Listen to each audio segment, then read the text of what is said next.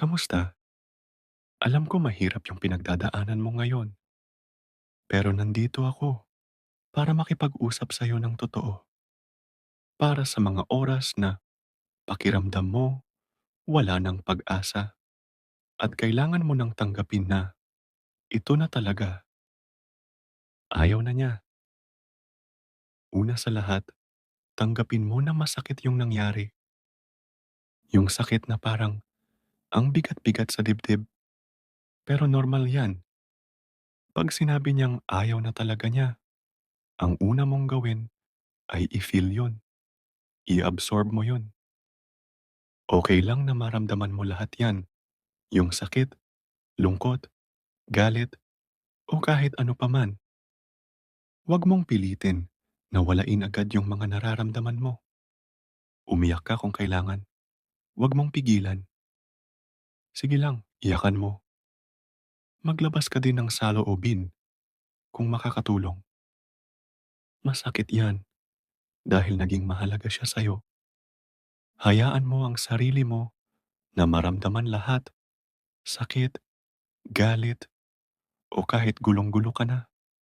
Hayaan mo lang. Kasama ito sa healing process mo.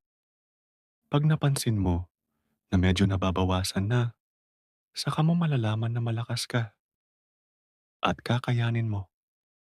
Sa panahon na to, magpakatotoo ka.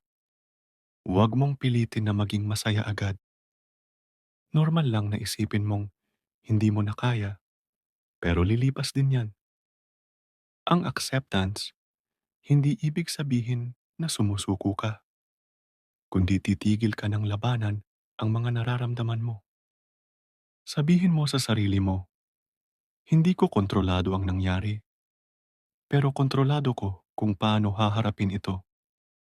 Mag-focus ka sa mga bagay na kaya mo lang kontrolin. Mas lalo ka lang mahihirapan at masasaktan pag lalabanan mo pa. Kaya kailangan matutunan mo nang tanggapin ang lahat. Mas madali mo itong malalagpasan kung tatanggapin mo na ang lahat ng bagay ay temporary lang. Kahit gaano pa kasaya, ka-stable, o kahirap, lahat nagbabago. Yung natapos mong relasyon, parte yun ng journey mo.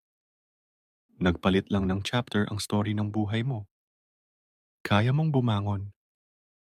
Matalo ka man saglit ng pain, kakayanin mo pa rin. Minsan natatakot tayo sa pagbabago kasi hindi tayo komportable. Pero kailangan ito.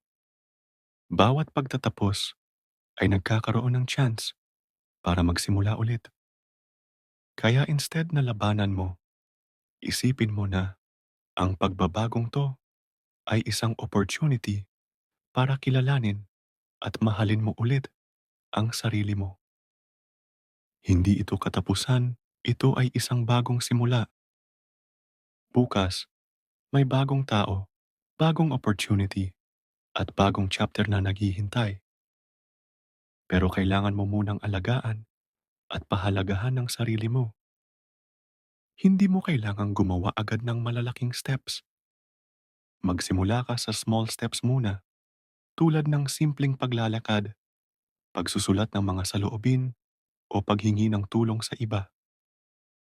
Bawat isang step, kahit gaano kaliit, ay makakatulong na magkaroon ka ulit ng kumpiyansa sa sarili. Hindi masama yung nakakaranas tayo ng pain, basta natututo tayo dito. Subukan mong magpasalamat sa lahat ng natutunan mo. Hindi madali ito, kaya wag mong madaliin ang healing process. Wag mong itali ang sarili mo sa pain, sa panghihinayang, o sa pagsisisi. Mas lalo ka lang mahihirapan. Kailangan mong tanggapin ang nangyari.